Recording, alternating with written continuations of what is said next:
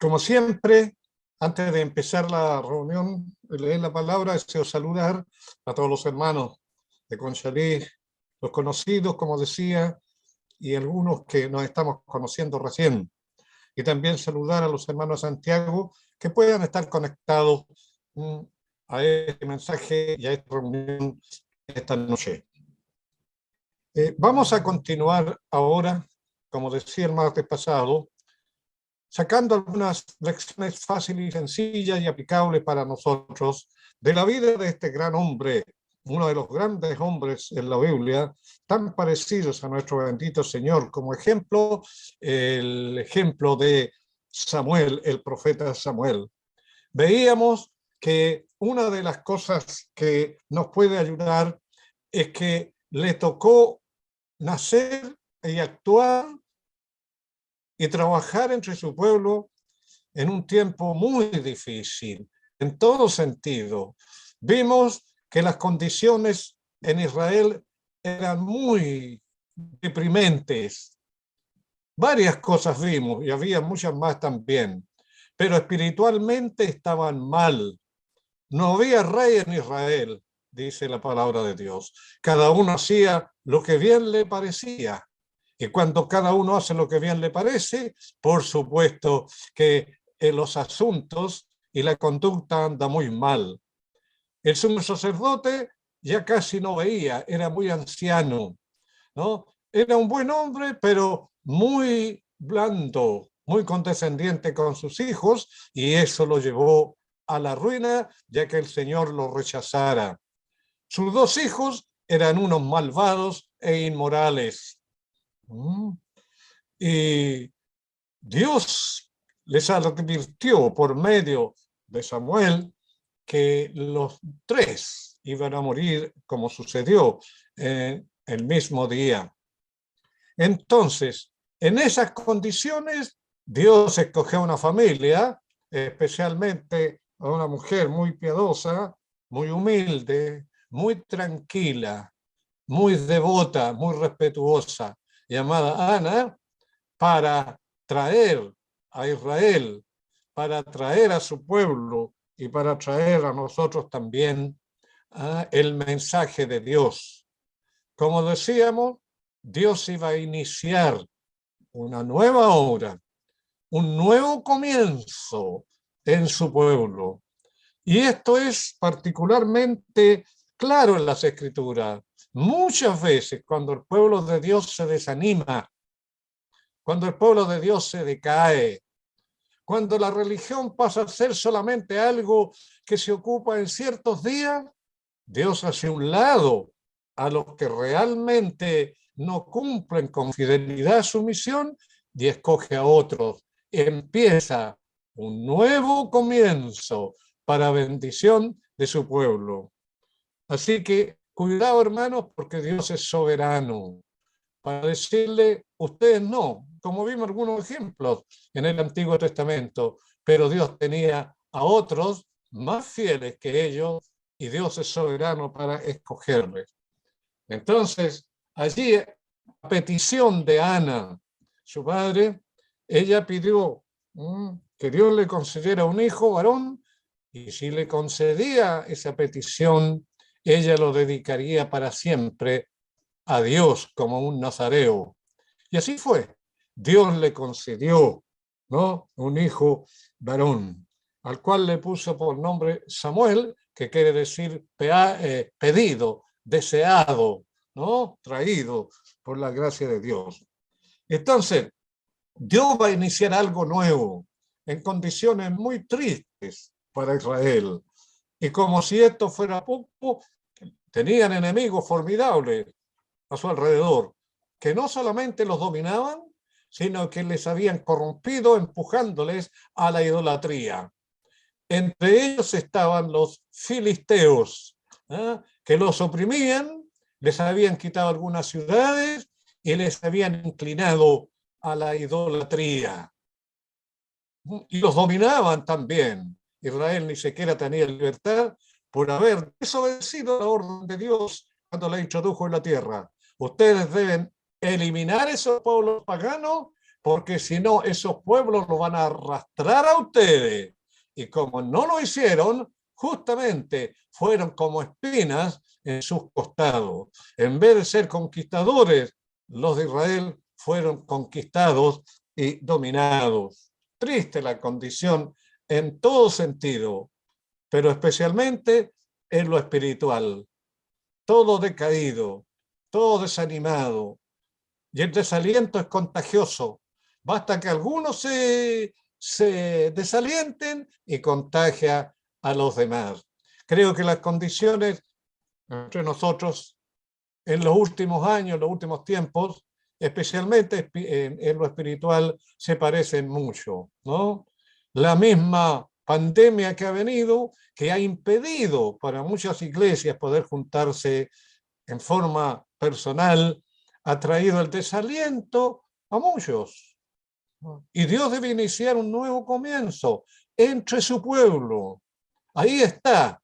¿Ah? Está el Espíritu Santo en los creyentes, pero hay que animarlo, avivarlo. Y eso lo hace el Señor en su gracia y su misericordia, como lo hizo con Israel. No los abandonó, sino que Dios iba a levantar a un joven que iba a ser útil en las manos de Dios para iniciar una nueva era en lo espiritual. La influencia de Samuel duró más de 100 años. Fue un puente entre los jueces, algunos creen que él fue el último juez, y los reyes, al cual él le tocó consagrar y ungir a Dios. Y quisiéramos añadir para nuestro provecho dos condiciones más de la decadencia antes de entrar a leer unos pasajes. Leamos, por favor, en el capítulo 3. En el capítulo 3, Samuel tiene más o menos 10 años, más o menos. Ha pasado allí, ¿no? Ya 7 años, porque su mamá lo dejó a los 13 años ahí. Ha ido aprendiendo mucho, ha ido fijándose mucho. ¿Ah?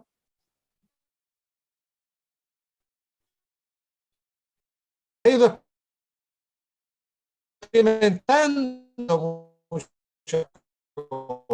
A los 10 años, ver y aprender. Pero 3, verso 1, dos condiciones por lo menos del desastre espiritual en que Israel estaba. Sin profecía, el pueblo se desenfrena, mas el que guarda la ley es bienaventurado. Sin la palabra de Dios, la gente se desenfrena. ¿Lo podemos negar? Ustedes que son de Santiago, ¿hay freno? ¿Hay freno para el pecado? No. Por mucha buena intención que haya. ¿Quién detiene a la juventud desbocada? ¿Quién? ¿Las leyes? No, en ningún caso. Eso lo estamos viendo y está sucediendo delante de nuestros ojos. ¿Por qué? Porque la palabra de Dios no ha sido tomada en cuenta como debiera ser. ¿Qué hemos leído aquí en Samuel capítulo 3? No había visión, no había profecía, no había nada. Entonces, ¿quién lo podría detener? Sin freno. ¿Usted sabe lo que le pasa a un vehículo sin freno? Todos sabemos lo que pasa. ¿Qué pasa cuando en una iglesia se pierde el freno y el temor? Hay desorden, hay mundanalidad, falta el temor de Dios, falta el respeto a los hermanos, falta el respeto a las mujeres, falta el respeto a los ancianos.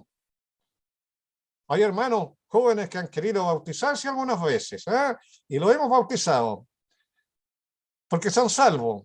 Pero una de las cosas que le he insistido es esta. Aquí hay hermanos y hermanas mayores. No son hola, ¿cómo está? Hay que respetarlos. Las canas y la experiencia hay que respetarlos. Aquí no se trata de hola, ¿cómo está? No, hay que tener reverencia y consideración. ¿Qué es lo que la palabra de Dios manda? No es nada extraordinario. Así dijo Dios, delante de las canas te levantarás y honrarás el rostro del anciano. Pero ¿qué pasa cuando la palabra de Dios escasea? ¿Ah? Se pierde el temor, el afecto, el desprecio, el aprecio y las cosas van mal. Aquí estaba Israel. No había visión, por lo tanto el pueblo está desenfrenado. ¿Quiere que les muestre un ejemplo del pueblo de Dios desenfrenado? Un ejemplo muy triste, que está allí también en la palabra de Dios. Acompáñenme allí al Éxodo, capítulo 32. Cuando Moisés subió al monte Sinaí para recibir las tablas de la ley, sabemos lo que pasó debajo, mientras Moisés estaba en la cumbre del monte. Le pidieron a Aarón que hiciera un becerro, que hiciera un becerro. Y Aarón le dijo, denme el oro que tienen y yo lo hago.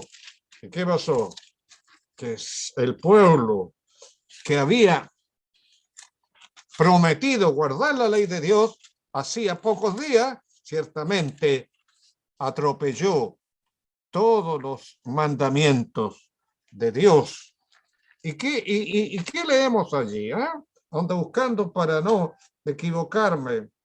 En el Éxodo 32, a ver, creo que es ahí, cuando hicieron a ver, yo lo voy a encontrar luego. Cuando hicieron el becerro de oro, dice que Moisés bajó y los encontró totalmente corrompidos.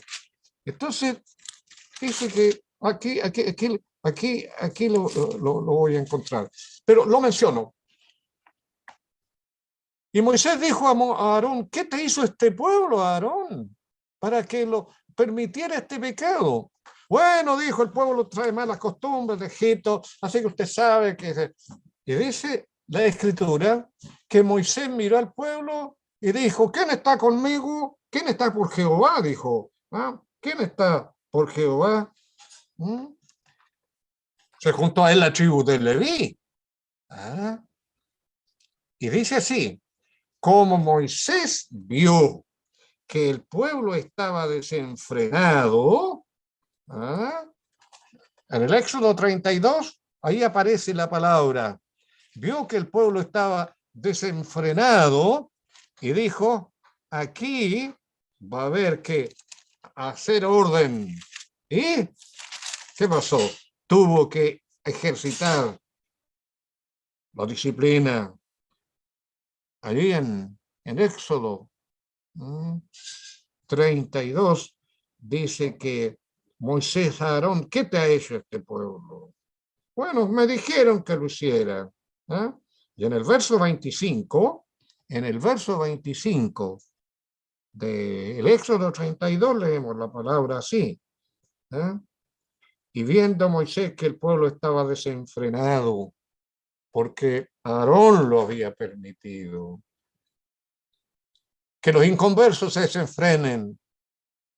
Bueno, es propio de su condición sin Cristo, pero que los creyentes pierdan el temor, son capaces de llegar muy lejos, muy lejos.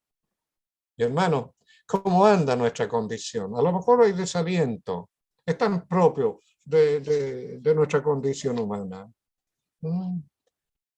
A lo mejor estamos perdiendo también la fidelidad, la fe, el amor, la santidad, la delicadeza en la vida cristiana. Porque como alguien dijo, la vida cristiana es una plantita muy hermosa, pero muy delicada. Hay plantitas que son muy delicadas y no soportan ni mucho calor ni mucho frío. De modo que hay que cuidarla. La vida cristiana es hermosa, pero es delicada y hay que cuidarla. Y si la palabra de Dios escasea, Y si no hay visión o profecía o enseñanza, el pueblo se desenfrena. Mira el peligro. No quiero entrar a juzgar más, pero hermano, lo estamos viendo delante de nuestros ojos. Que el Señor cuide la iglesia en Conchalí. Y la cuide a lo largo de Chile, porque he sido tristemente testigo de iglesias que fueron muy fieles y de hermanos que fueron fieles, pero poco a poco, les empezó a fallar el temor de Dios, poco a poco empezó el desenfreno y en vez de haber santidad, hubo quejas, críticas, murmuraciones, pecado, inmoralidad. Eso le pasó al pueblo de Dios. Y eso es lo que estamos leyendo. Y Dios tuvo que levantar a un siervo suyo, a un profeta, que los condujera otra vez, de vuelta, de vuelta. Y allí en el capítulo 3, como todos saben, tenemos el llamado que Dios hizo a Samuel. No lo vamos a leer ahora por el tiempo. Dios lo llamó, ¿ah? Y él dijo, heme aquí, Señor, heme aquí. Habla, que tu siervo oye. Y Dios allí le dio un mensaje para que se lo entregara al sumo sacerdote. Y fielmente él lo entregó. Y en el capítulo 3, les pido que me acompañen ahí en este pasaje, 1 Samuel, capítulo 3, verso 19, dice, Samuel creció y Jehová estaba con él y no dejó caer a tierra ninguna de sus palabras. Y todo Israel, desde Dan, el norte, hasta Berseba, el sur, conoció que Samuel era fiel profeta de Jehová. Pero si no ha dado ningún mensaje, no ha hecho ningún milagro, tiene 10 años. Pero la gente lo empezó a conocer, la gente lo empezó a valorar. Y otra vez leemos, Jehová volvió a aparecer en Silo, porque Jehová se manifestó a Samuel en Silo por la palabra de Jehová. ¿Qué les parece? Las cosas de Dios, extrañas para nosotros quizá, pero Dios tiene otro actual, no actúa como nosotros. Dios tiene otro lenguaje muy alto y otra forma de apreciar lo que son las realidades. ¿Quién se iba a fijar en ese tiempo? En un niño de 10 años, cuando estaba el sumo sacerdote Elí, que tenía más de 90 años. Y estaban los dos hijos mayores de Elí, unos malvados que también tenían su edad. Pero un niño, es que mis pensamientos, dijo Dios, por medio del profeta Isaías, no son vuestros pensamientos. Y mis caminos no son vuestros caminos. Por eso que debemos atenernos a las escrituras. Y si ellos habían abandonado las escrituras, estaban lejos de los planes de Dios. Con razón, el apóstol Pablo exhorta a los creyentes en todo su escrito, de acuerdo a Colosenses 3, dice, la palabra de Dios more en abundancia en vosotros. La tenemos completa, la tenemos completa, que more, porque si no, bueno, viene la decadencia. Y si usted, hermano, con cariño, con franqueza, lo conozca o no lo conozca, pero con la palabra de Dios por delante. Si usted es un hermano o una hermana decaído o decaída, no contagie a otros. Haga lo que hizo Elías. Cuando se sintió mal y decaído, dejó a su criado en una parte y él fue solo por el desierto. Y se quedó dormido. No quería que nadie...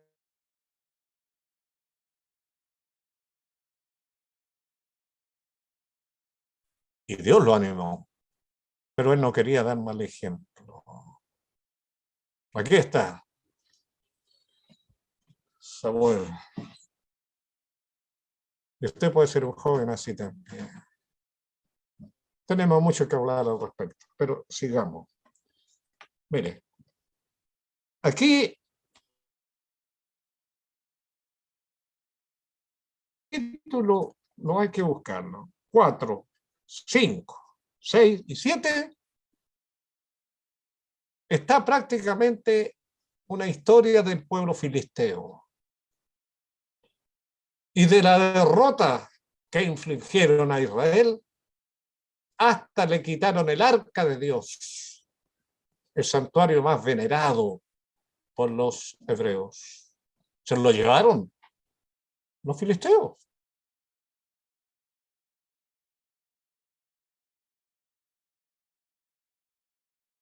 Traigamos, haciendo lo que hacían los paganos, traigamos el arca al campo de batalla, todopoderoso. Pero dijeron, igual vamos a luchar. ¿Ah? Pero Dios no les dio la victoria. No, la trajeron el arca como una especie de amuleto. Y el arca de Dios no era amuleto, era la presencia divina y santa de Dios. Y los filisteos derrotaron a los hebreos y se llevaron el arca. Qué triste esto. Cuando Elí supo y su hijo fueron muertos, murió también, consumándose la tragedia. ¿Ah? Que Dios había anticipado por medio de unos profetas y por medio del joven Samuel. Y allí quedó el arca. Samuel todavía no actúa, pero está observando todo esto, está sacando experiencia. Y en estos 4 capítulos está más bien la actuación de los filisteos. Tomaron el arca, pero se vieron obligados a devolverla. Ustedes pueden leerlo en su casa y creo que conocen la historia. Se vieron obligados a devolverla porque Dios los castigó. Bien. Ahora veamos un poquito para sacar la lección. ¿Quién eran los filisteos? ¿De dónde habían salido? Los filisteos habían salido de la isla de Creta realmente. Eran marítimos y andaban por todas las costas del mar Mediterráneo y llegaron ahí, habían llegado antes que los israelitas a la tierra. ¿Eh? Pero Dios no le dio la tierra a los filisteos, Dios se la entregó a los hebreos, a los descendientes de Abraham.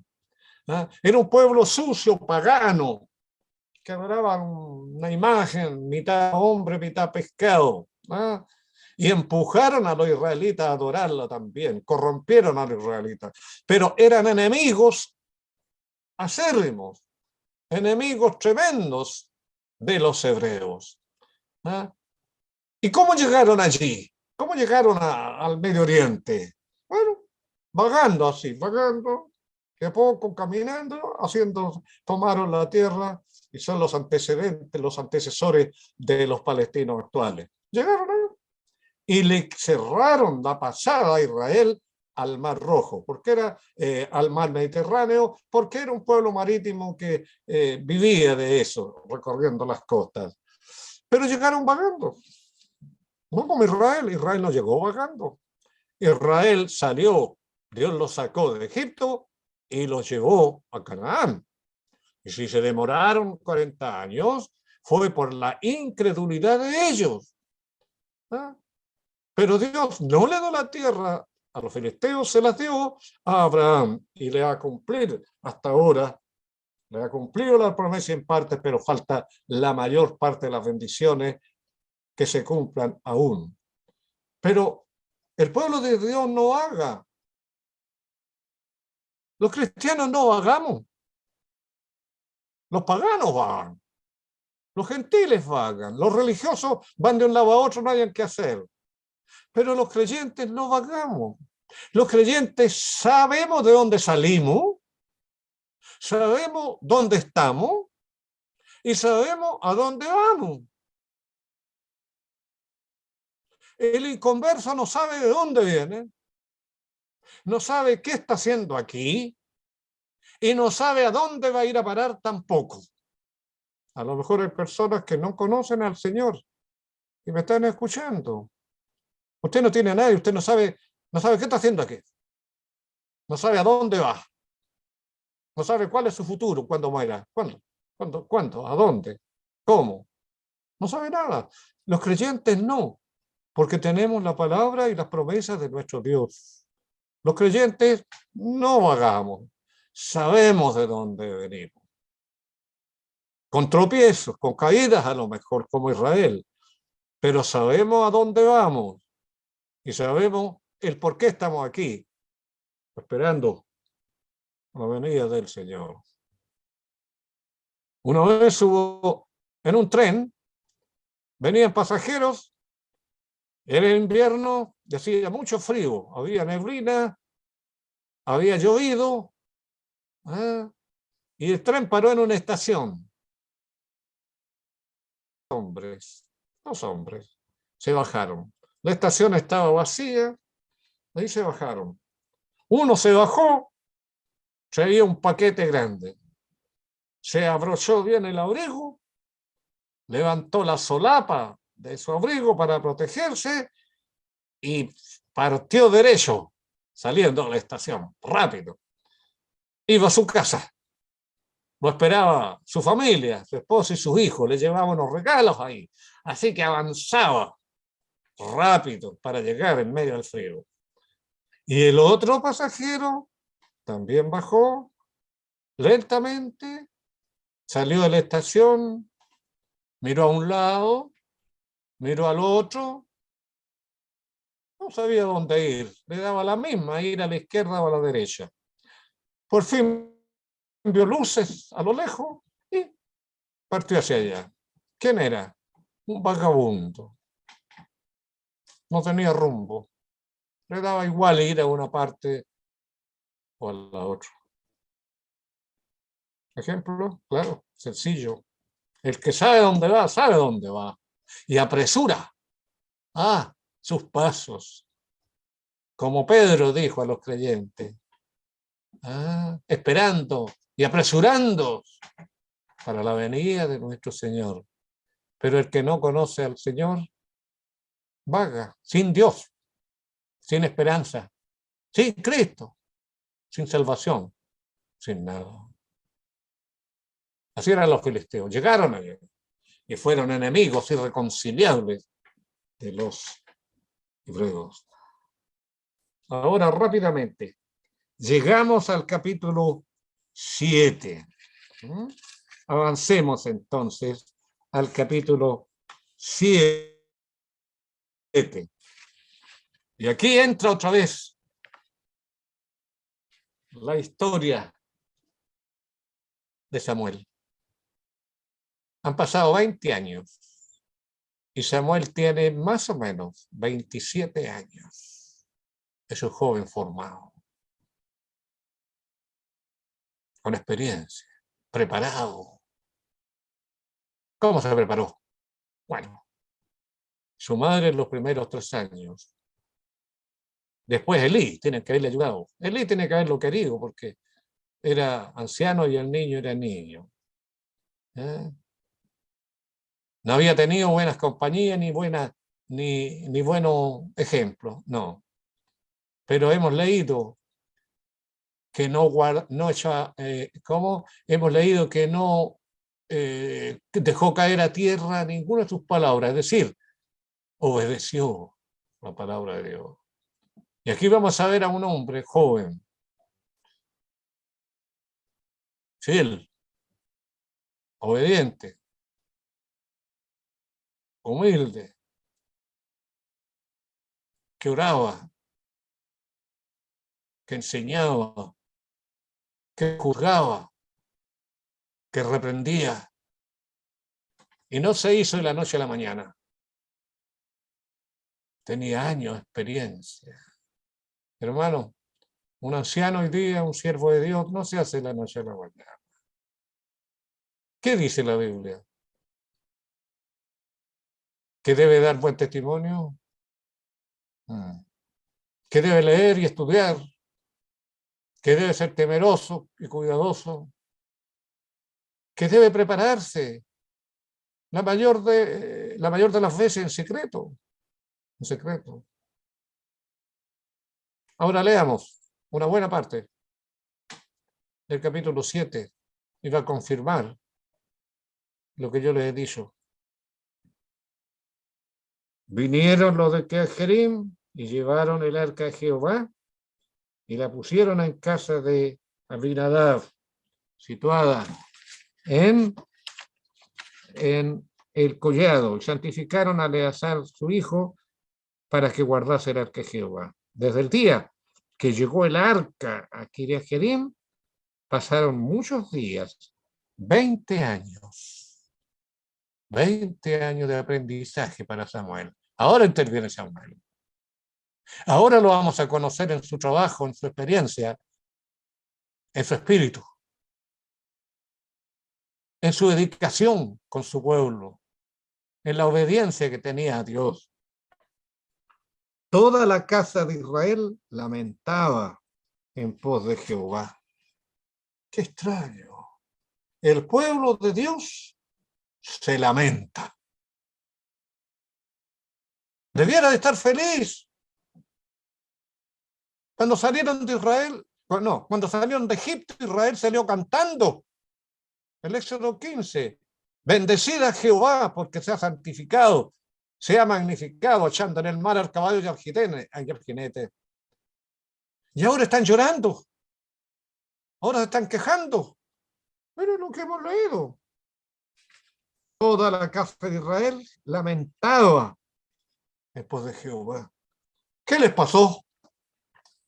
Es que estaban mal, pues. Estaban mal. Lo que hemos visto brevemente.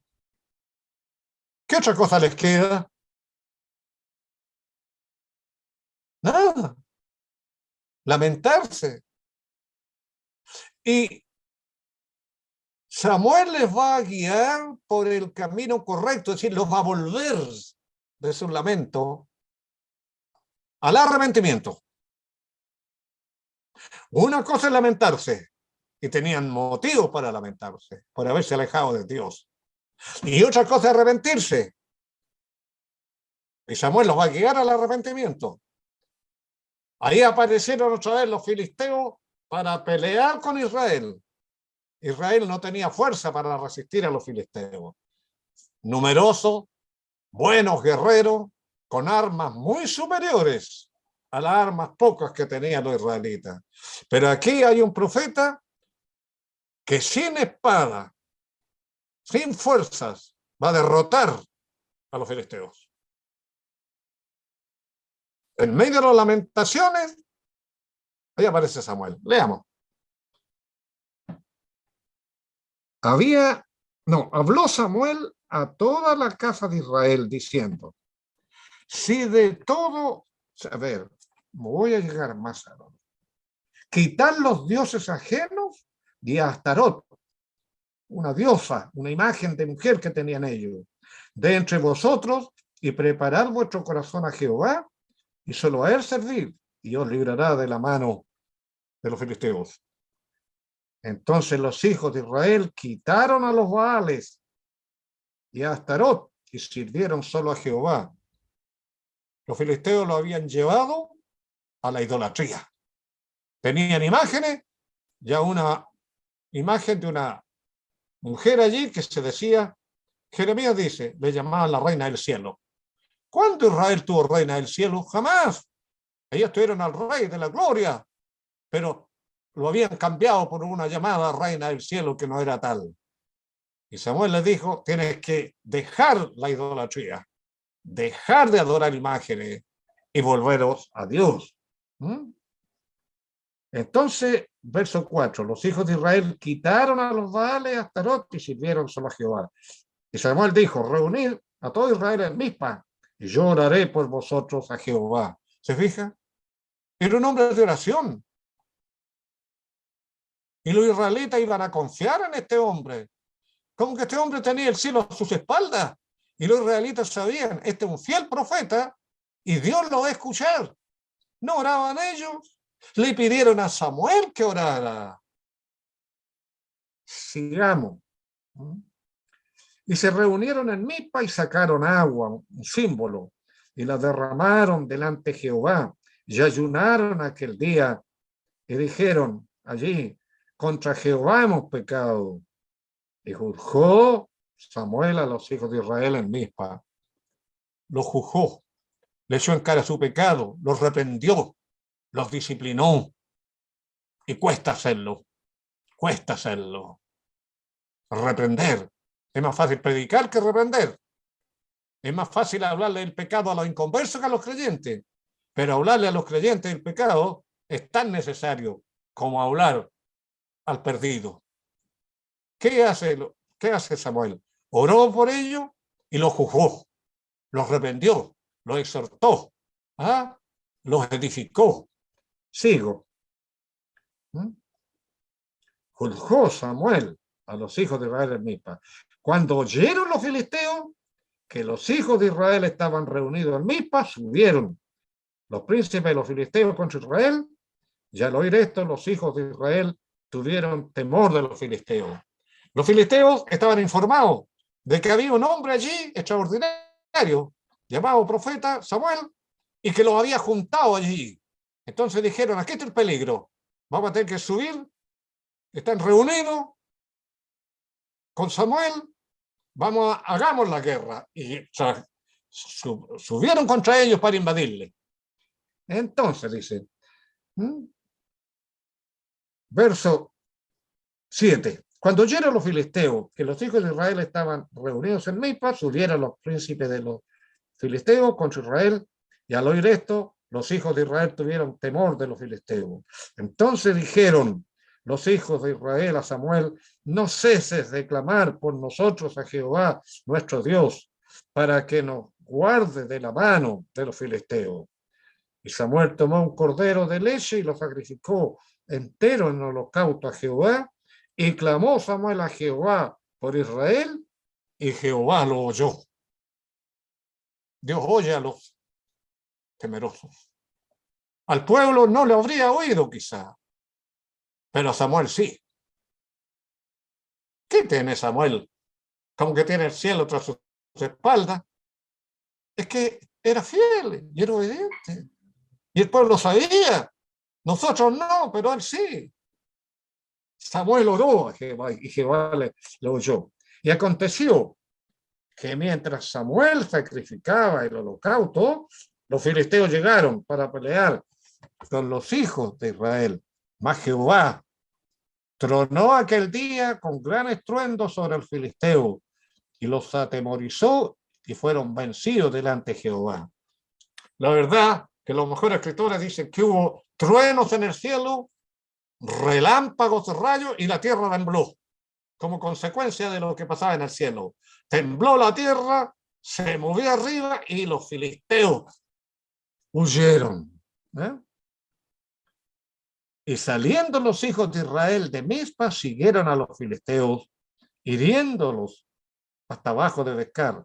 Tomó luego Samuel una piedra y la puso entre Mizpa y Sen, y le puso por nombre Ebenezer, diciendo, hasta aquí nos ayudó Jehová.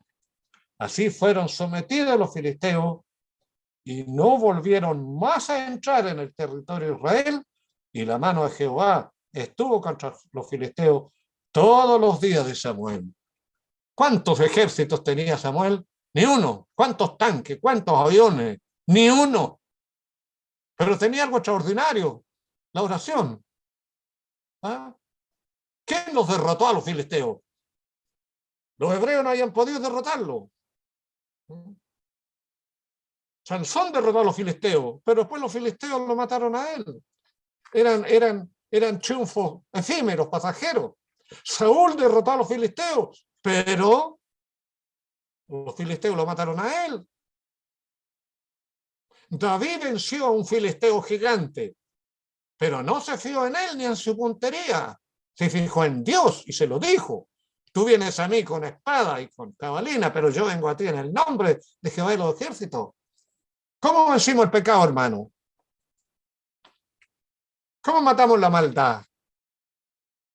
Haciendo declaraciones, haciendo marchas, protestando. No, detengámonos.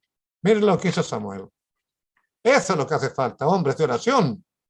No que se quejen, no que murmuren, no que critiquen, no que se desanimen. Que oren,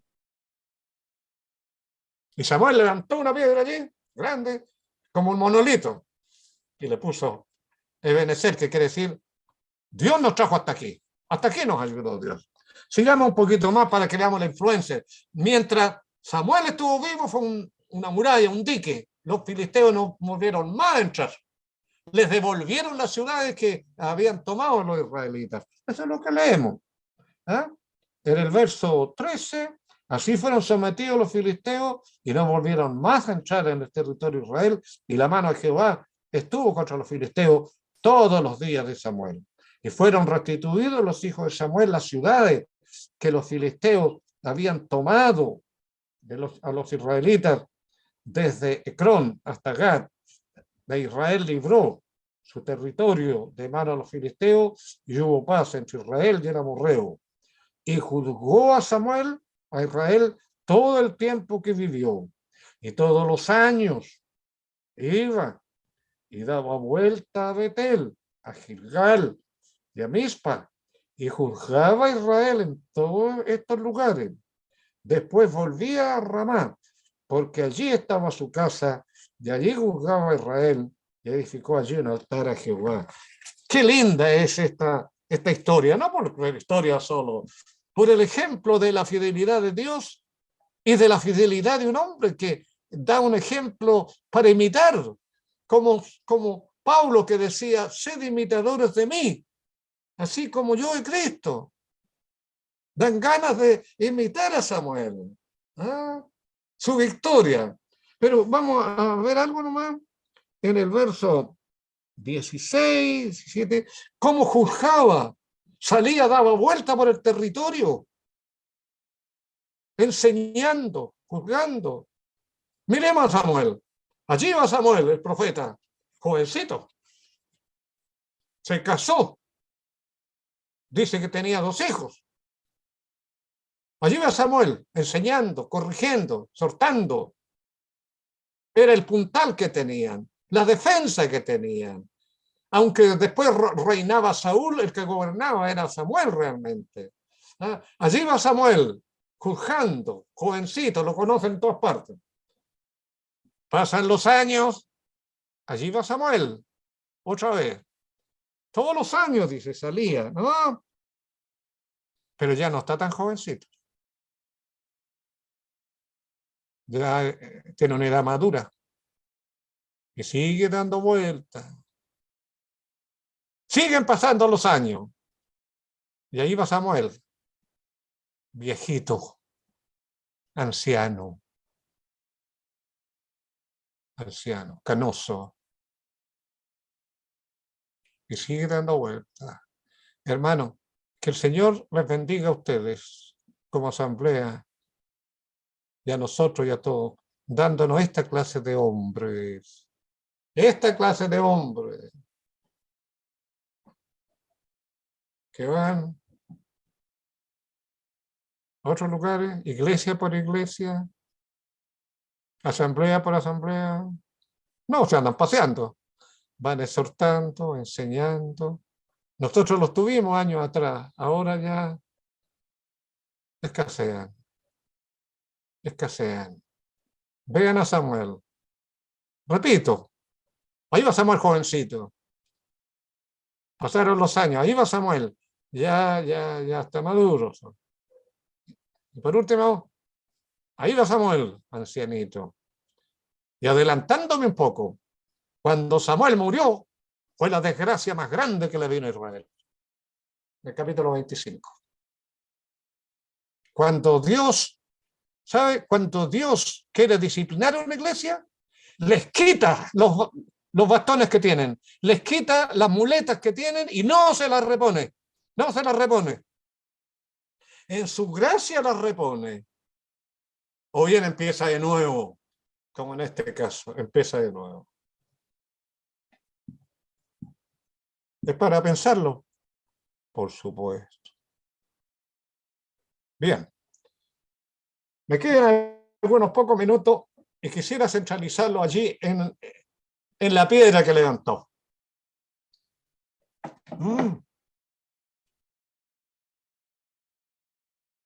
Dice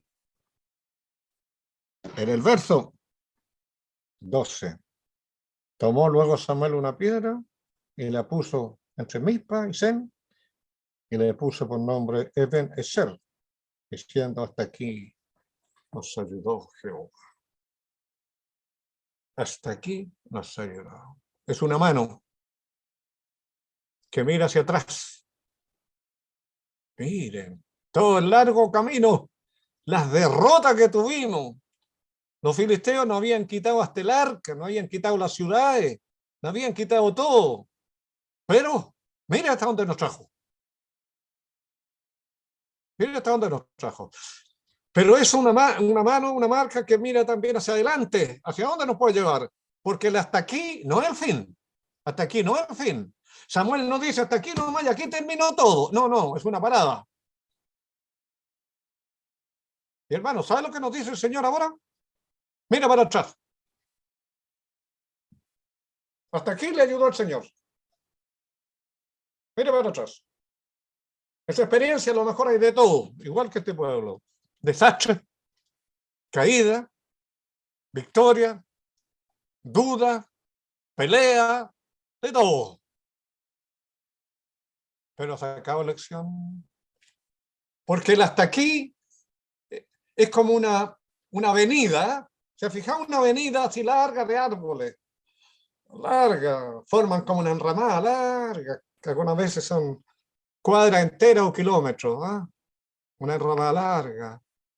Y en esa enramada hay árboles viejos, árboles nuevos, árboles derechos, árboles chuecos, inclinados, hay de todo. Pero en la enramada, todas las ramadas forman un largo camino. Hasta aquí.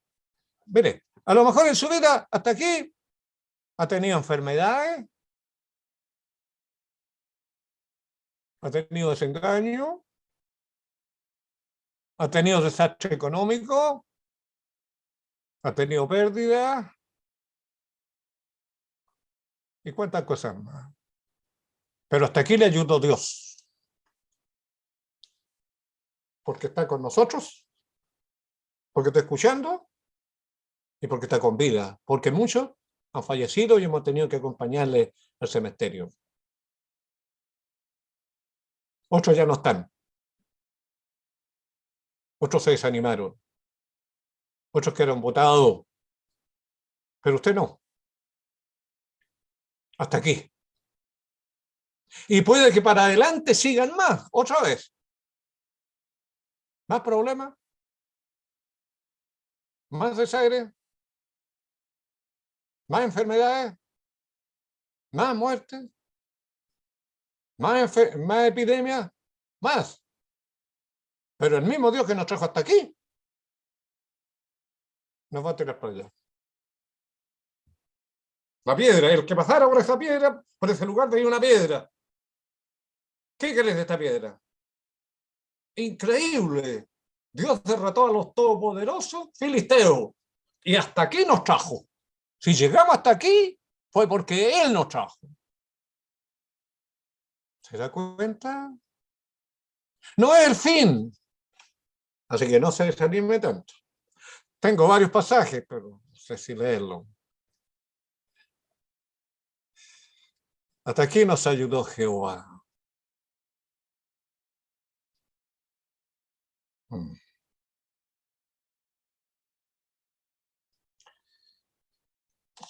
Voy a leer un último pasaje y los invito. Isaías 51, por favor. Por favor, Isaías 51.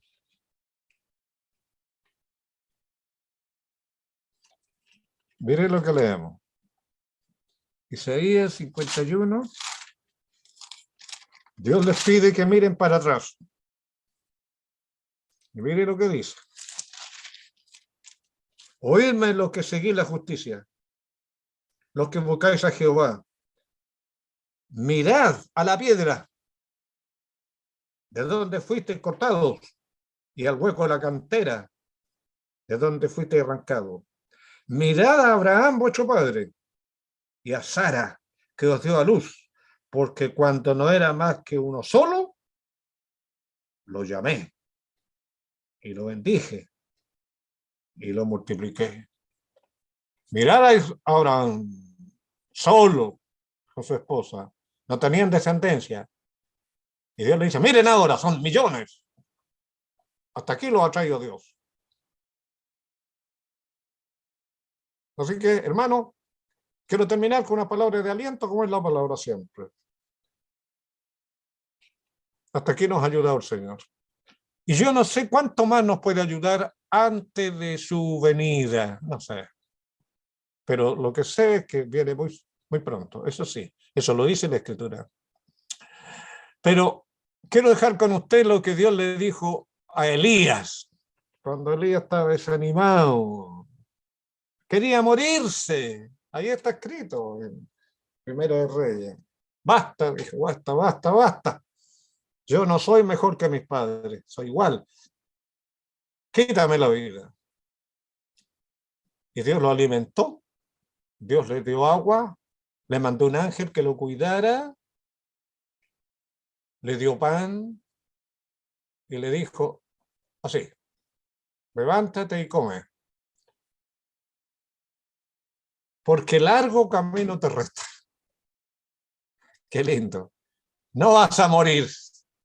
Él quería, se tiró ahí, debajo de un árbol. Quiero morir. Come. Aquí tenemos la palabra de Dios que es alimento para nuestra alma, ¿no? Largo camino te resta. Y Elías no murió. Fue uno de los pocos hombres que no voy a morir, más encima. Pero Dios lo consoló. Y con la comida y el aliento caminó 40 días para llegar a Oreb, el monte de Dios.